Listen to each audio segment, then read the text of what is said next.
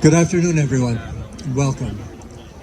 My name is Dermot Rogers, and I'm going to be sort of the MC. I'm the kind of liberal priest who's running around doing all kinds of strange things and getting in all kind of trouble for doing it.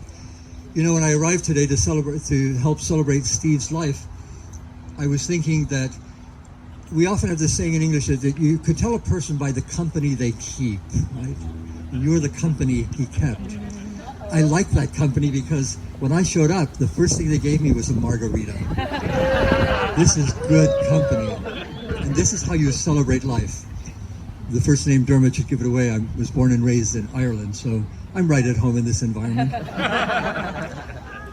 You know, it is important to celebrate life. We celebrated faith yesterday in a ceremony at Miramar National Cemetery. It was a moment of quiet reflection, and I think that we should carry that into this moment of celebration of life by just pausing from whatever place we come from and whatever place in faith or spiritual life or religion, whatever path that you walk, the way of truth, the way of goodness, the way of kindness, and the way of peace.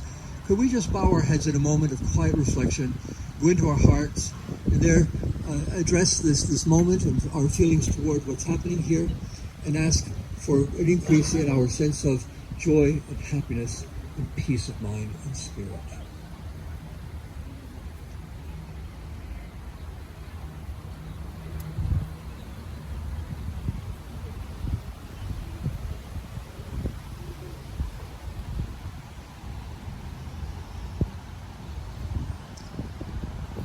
I'm going to ask you to do me a favor. I'm going to make a sort of word salad, if you will. I'm going to ask you if you would, and I'm going to count down from 5 to 0, and I want you to think of just one word that you think from your relationship with Steve captures his essence, the word that relates you best to him. It could be friendship or love or joy or service, whatever that word is. I'm going to count down from 5, and I want you to yell it as loud as you can, and we're going to stir it up and toss it up. You ready? 5, 4, 3, 2, 1. Go again. Let's stir it up and we throw it. Alcohol. Of course, you know, it was the English lady who said that. We Irish we've suffered and endured these people. Now they come to ruin our religious services. I'm going to invite Steve, if you'll please come to read the service. So, talked with Diane a couple of times this week, and she asked me to either do a prayer or a reading. So I decided to do a reading, but what reading would you do? So I Googled, what reading would you do for Steve Tracey? And Ecclesiastes 3 came up, and I'm sure you guys all know it. It's almost 3,000 years old. But you know how lyrical Steve was, so I thought was pretty good. So it's a time for everything. There is a time for everything, and a season for every activity under the heavens. A time to be born, a time to die. A time to plant, and a time to uproot. A time to kill, and a time to heal. A time to tear down, and a time to build. A time to weep, and a time to laugh. A time to mourn, and a time to dance. A time to scatter stones, and a time to gather them. A time to embrace, and a time to refrain from embracing. A time to search, and a time to give up. A time to keep, and a time to throw away. A time to be silent, and a time to speak. A time to love, a time to hate. A time for war, and a time for peace.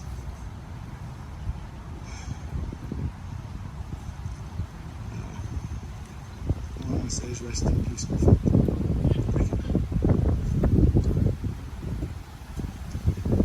Thank you, Steve. Those of us who are of a certain age will remember that song from the Byrds. Turn, turn, turn. Those who are laughing are of a certain age. We know you. You're Mark. But you know from the text itself that pairing of a time to be born, a time to die, a time to scatter, a time to draw together, a time to rend and a time to sow, a time to plant and a time to harvest. It's a kind of a way of calling our human attention to the measurement of time. When is it right for a time for anything? In our culture and our traditions, we measure time chronologically by the hour, by the minute, and by the microsecond, and by the millisecond, and we've got it down to such an atomic second in some sort of ways. But in other ways, God, in a sense, measures time by the rightness of the moment. And whoever plant a garden know that all too well, that in some part of the garden where the sun just hits right, and another part of the garden where the sun doesn't get right, or the water, or the soil temperature, or the soil acidity levels aren't quite the same, crops will come up in one area and yet not in another for a little while. And it's measured not by when people say it should happen, or by when the clock says it should happen, but in the rightness of the moment. So as we take this moment of reflection on Steve's life and all of the moments, the magical moments of kairotic time, as it's called, and those wonderful moments of chronological time that you spent with Steve, each of you patched your life to his at a certain time in history and place. And it was for a purpose and for a meaning. And that meaning is now going to be unfolding and unfolding generously to you over the days, the weeks, the months, and even the years to come. I'd like to this time then invite some speakers who also find their time with Steve, and their time and the way they've measured it in their activities with him and their love for him and the sharing of life with him. So I'm going to have our first speaker, Tyler, to please come forward.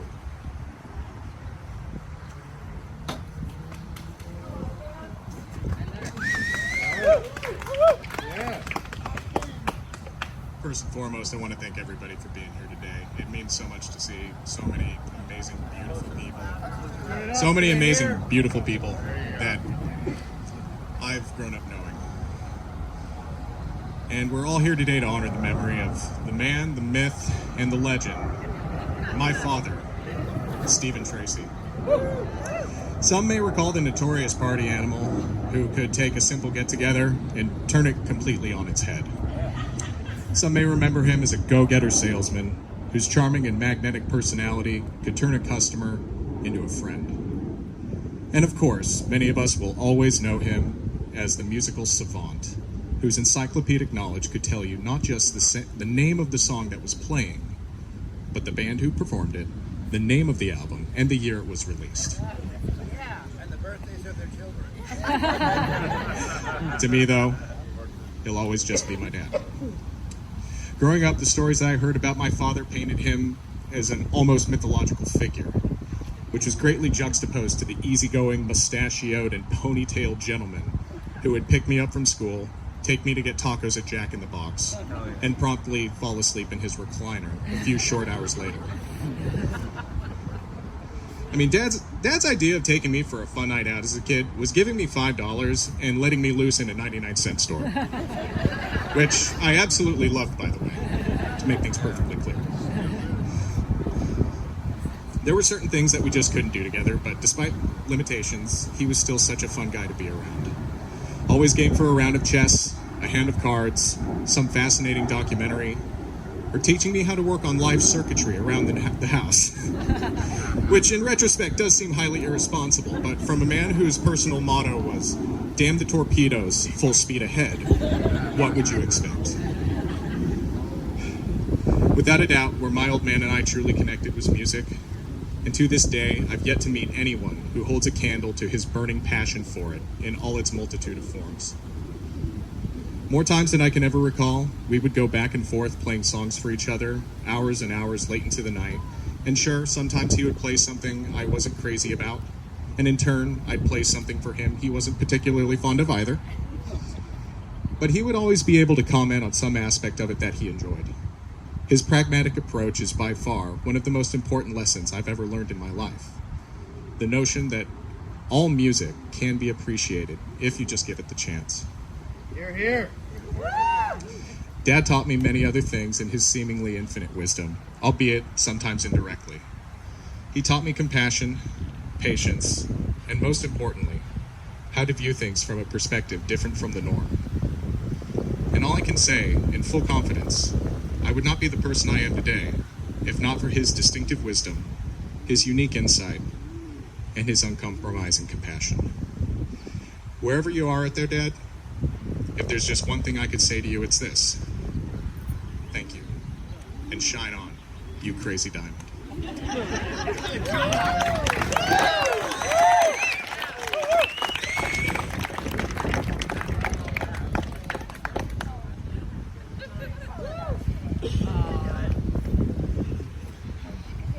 Really close because I'm losing my voice. Hey.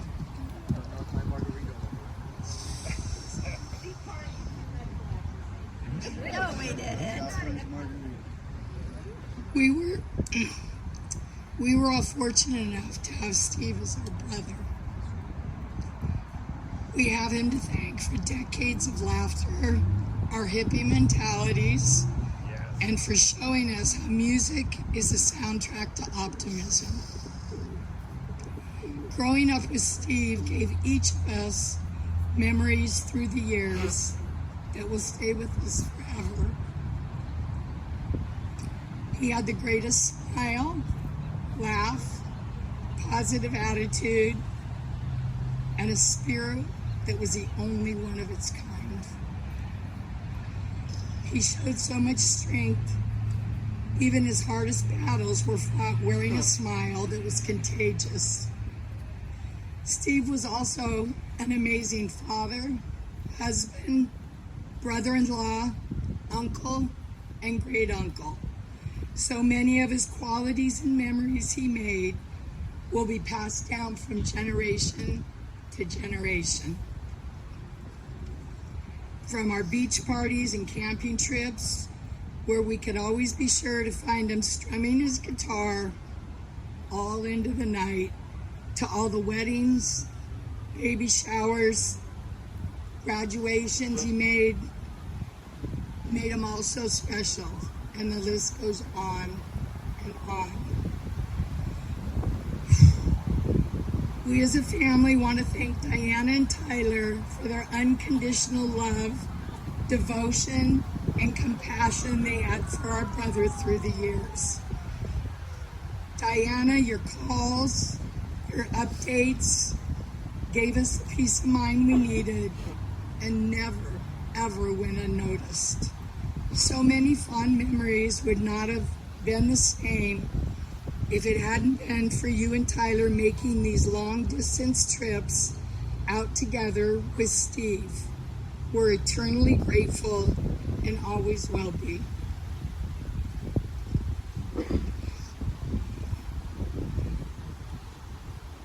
So, brother, fly with the angels who have gone before you. Your spirit will be with us forever. We love you.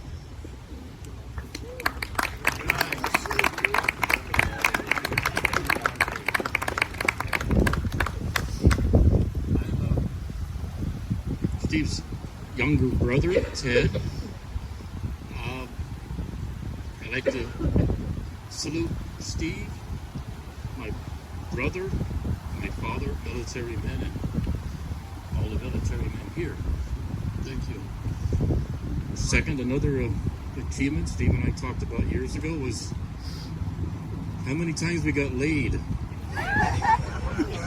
Steven beat me out 4-1. We actually counted, and I said, geez, dude, really? 100? He goes, and I believed him at 100, so another salute to Steven in his early years. 4-1. Thank you. 25 for you? I'll salute you, General. My name's Tim. I've known Steve for 36 years, and we were great friends that entire time.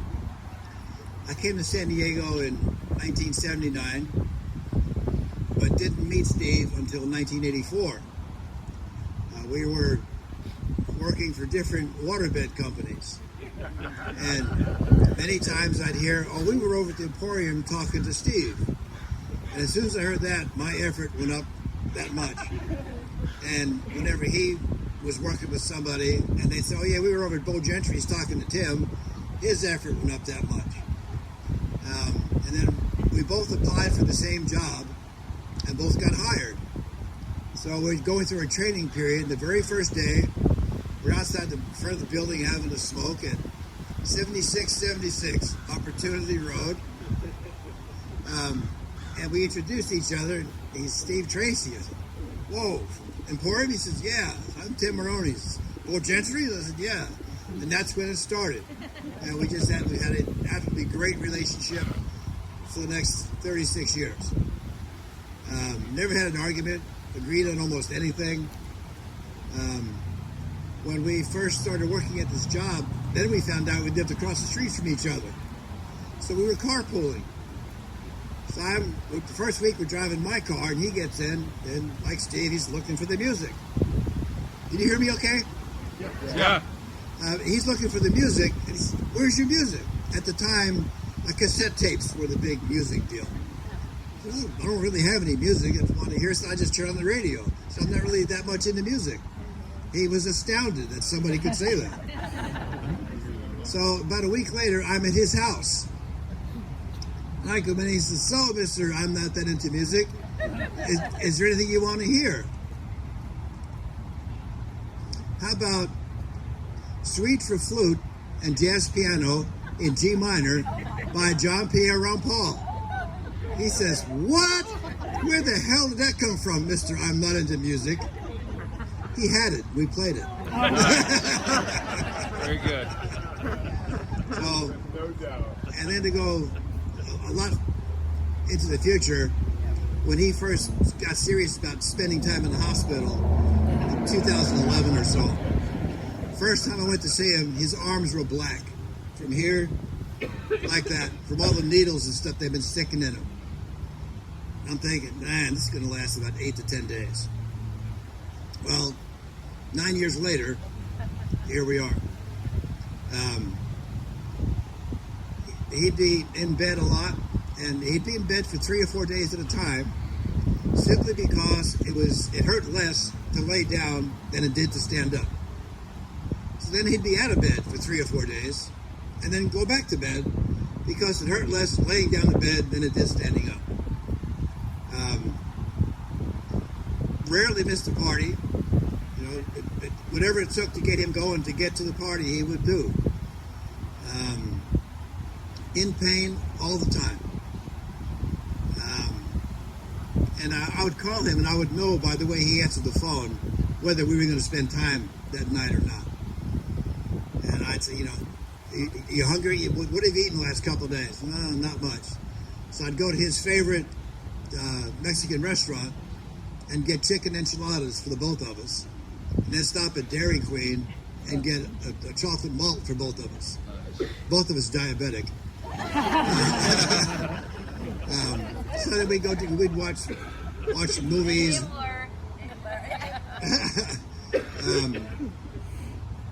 Just enjoyed all of our time together. Just, like I said, I agreed on everything. And then these last couple of months, I'm saying this is getting pretty close. But he did everything he possibly could in incredible pain. But he showed up. He was the toughest son of a bitch I ever knew. Thank you. So before I introduce our final speaker, just a little word that I came to know Steve and Diana just very briefly. My path crossed with them just very, very briefly at my dear friends Susan and Cardell's home for Christmas. I tease her mercilessly because she's English and I'm Irish. But we love each other to bits. That's the truth. But I would like to make a comment that a word that I heard from one of Diana's friends yesterday. I think it's just a beautiful, beautiful phrase. I've never heard this turn of phrase before. I probably will never hear it again. But I think it's such a beautiful thing that her dearest friend said. And I hope you don't mind if I quote you. At the service at Miramar National Cemetery, her dear friend Elisa looked over and said, "She's beautiful even when she's crying." Isn't that a beautiful way to look find someone, to see even in their tears to find beauty. It reminds me of that phrase that you just said, that Tyler said from his dad, that if you listen hard enough, every piece of music will bring you something. If we look hard enough, every experience we have will bring us something. Let's do what the finance speaker just said, show up for those things. Show up for the moments, show up for the people, show up for the feelings. Let's hear from Diana.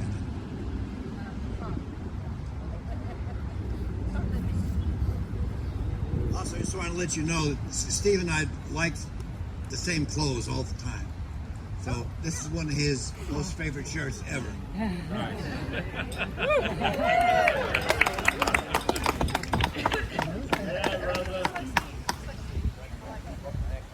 Good afternoon, everybody. Hey, I'm going to go through a few bullet points to bring us all up to speed on Steve. Things that maybe we don't know. You know, like Steve was born July 6, 1948. He went to Chula Vista Elementary School. I don't know if it's called Chula Vista Elementary. It's down on Bay Boulevard in Chula Vista.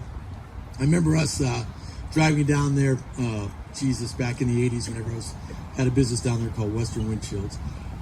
He was really proud of it. It's still a beautiful place. Overlooks the bay, just like we're looking at now. Steve was a Cub Scout, Boy Scout. He was part of a group called the Devil Pups.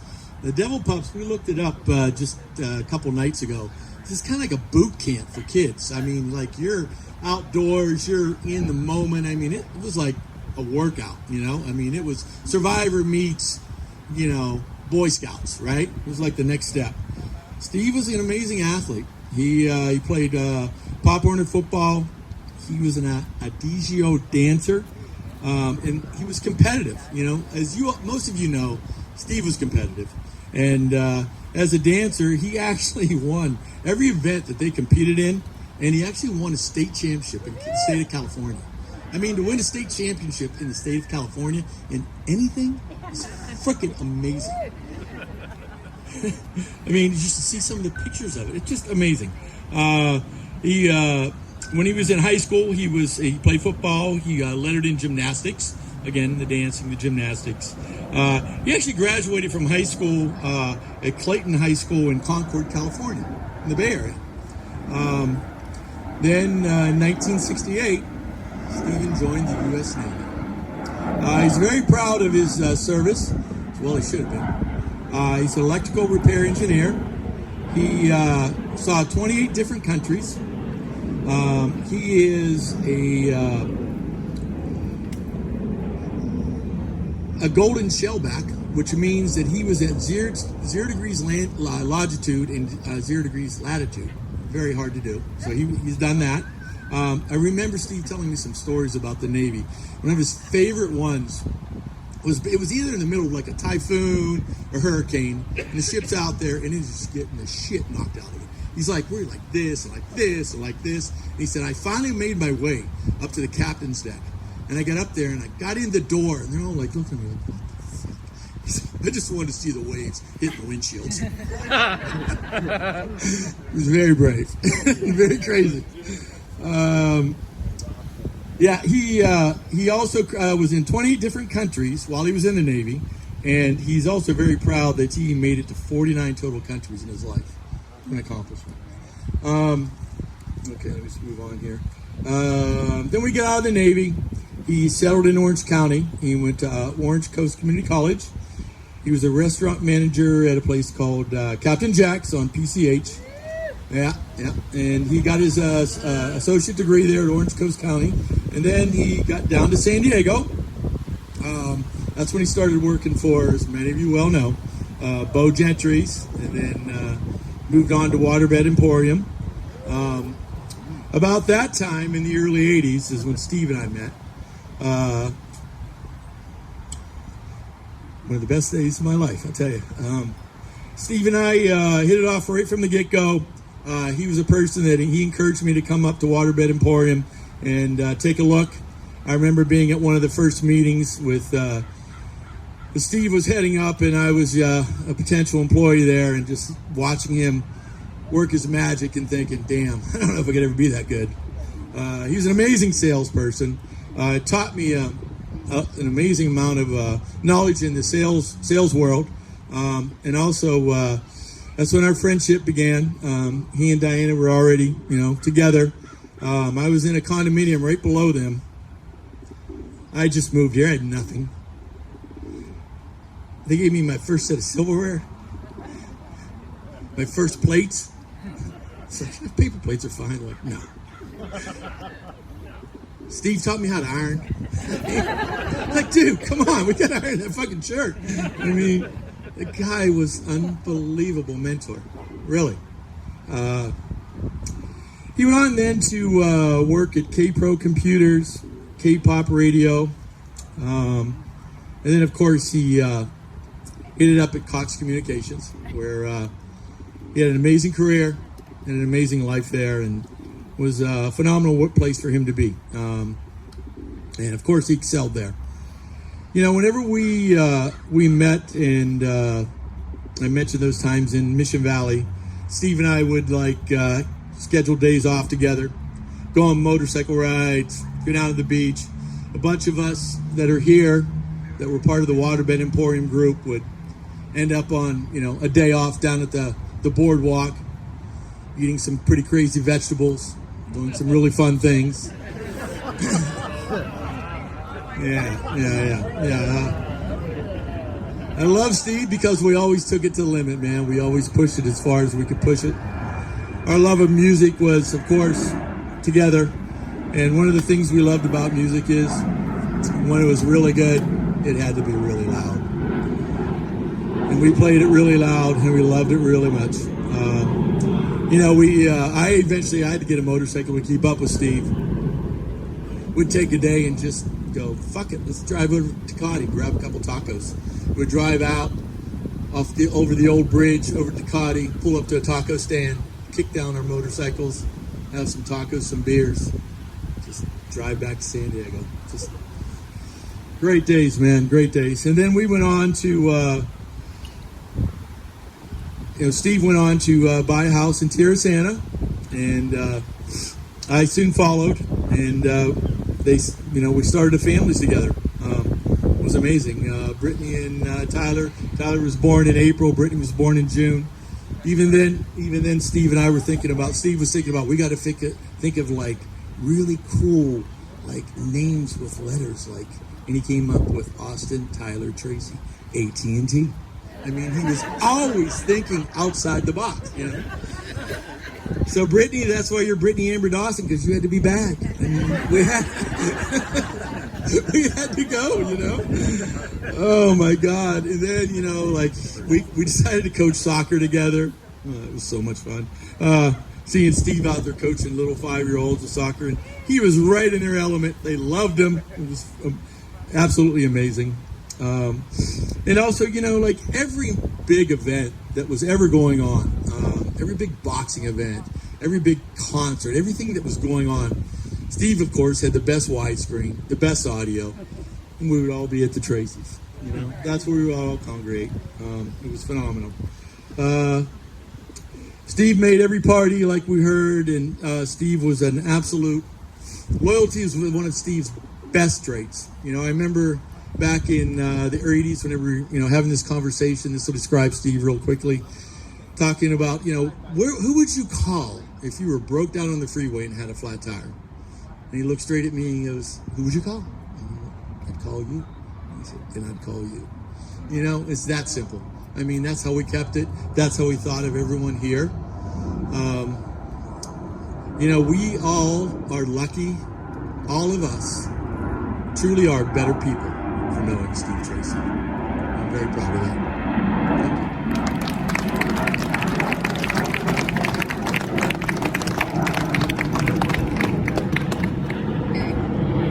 I hope I get through this okay.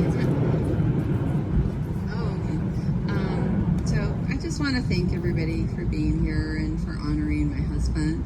And I'm just going to read something because if not, I'm not going to make it through this. So I just want to remind everybody that we're going to have an open mic on the stage inside.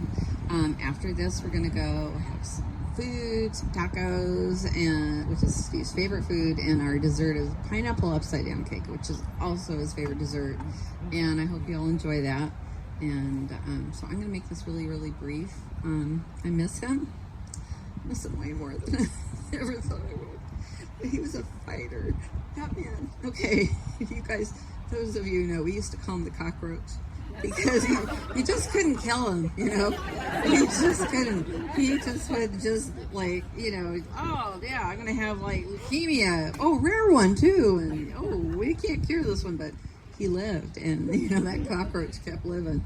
Yeah, and he kept rocking. So, you know, the man was just, yeah, he's our legend.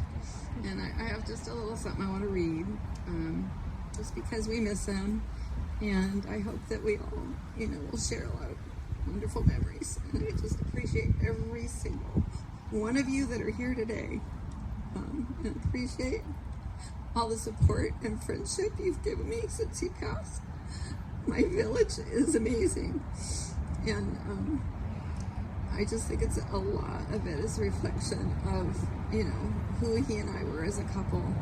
Because you guys all out here are just the most amazing people. And I love you all. I really do.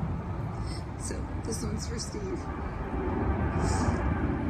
He is not gone. He might be on an airplane right now.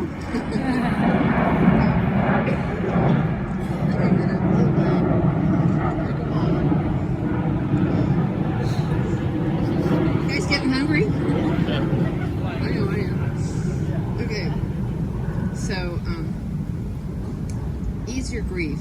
He is not gone. For in your heart, he lingers on. His smile, his laugh, his special way will comfort you from day to day. You'll feel his presence in the breeze. Wow. That dances gently through the trees. And it's his face that you shall see when you're in need of company. At any time, you can recall the love you shared and saved it all. And in time, more than anything, you'll find peace in remembering. Thank you all for coming.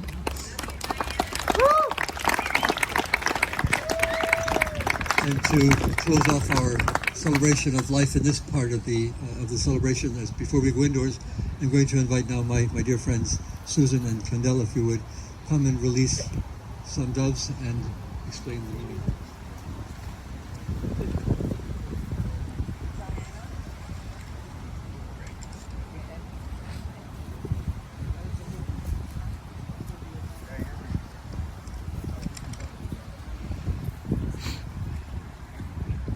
All these doves are just for Steve.